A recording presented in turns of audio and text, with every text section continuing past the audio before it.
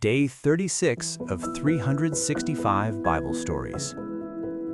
Joseph's brothers returned to their camp and sat down to eat. As they were eating, they noticed a caravan of Ishmaelite traders passing by on their way to Egypt, their camels loaded with spices and perfumes to sell.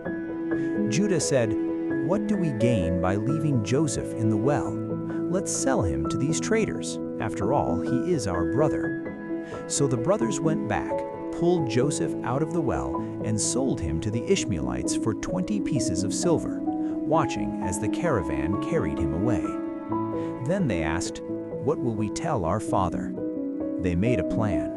They killed a goat, dipped Joseph's coat in its blood, and brought it home, pretending to be very sad.